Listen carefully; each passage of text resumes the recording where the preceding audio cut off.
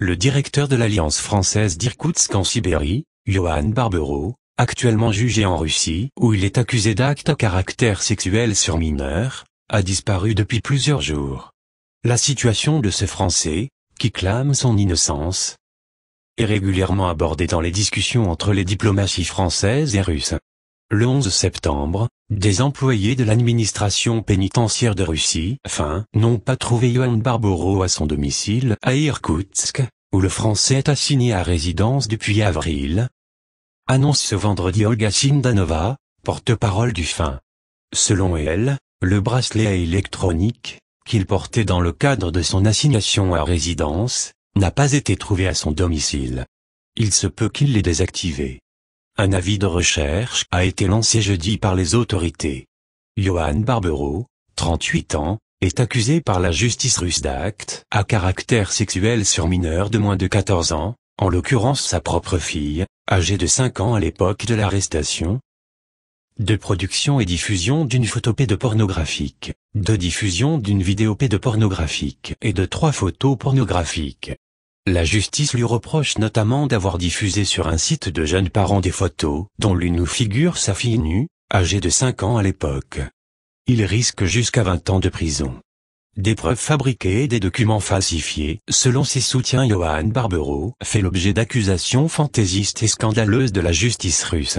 Menée uniquement à charge, l'enquête repose sur des preuves fabriquées et des documents falsifiés, au mépris des règles les plus élémentaires du droit, affirmé au mois de mai son comité de soutien, dirigé par le journaliste nantais Thierry Guidé et composé principalement d'acteurs culturels, tels les écrivains Pierre Michon et Philippe Forest.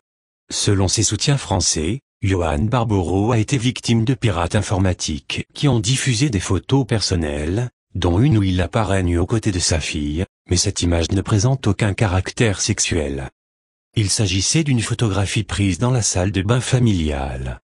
Quant à la vidéo incriminée, il s'agit d'un montage de scènes pédopornographiques qui sont parfaitement étrangères à Yohan Barbero. Selon la même source, sa famille dénonce un simulacre de justice habitant depuis 2012 à Irkoutsk où il est directeur de l'Alliance française. L'homme a été arrêté le 11 février 2015. Relâché 71 jours plus tard, il était depuis assigné en résidence, après avoir été placé en observation 15 jours dans un hôpital psychiatrique. Son procès, qui a débuté en mai, se déroule à huis clos et sa famille a dénoncé en août une véritable mascarade, un simulacre de justice. Dans le journal La Croix en août, l'épouse de Yohan Barbero clamait l'innocence de son mari. Elle déclarait avoir été menacée de prison et de perdre ses droits parentaux si elle ne témoignait pas contre lui. Elle admet aussi avoir manipulé sa fille pour que cette dernière, croyant sauver son père, reconnaisse des attouchements inventés. Selon elle, Yohan est la cible d'une machination. Tout comme son père Bernard Barbero, son avocat maître Olivier Arnaud a affirmé à l'AFP ne pas avoir été informé de sa disparition. C'est inquiétant, a-t-il déclaré. Début juillet, 10 parlementaires français ont demandé au président François Hollande et au ministère des Affaires étrangères Jean-Marc Ayrault de tout mettre en œuvre pour obtenir sa libération. La justice russe a de son côté suspendu vendredi une partie des activités de l'Institut culturel français à Irkoutsk, selon les agences de presse russes. Le tribunal d'Irkoutsk était injoignable dans l'immédiat et l'ambassade de France en Russie a déclaré à l'AFP n'avoir aucune information.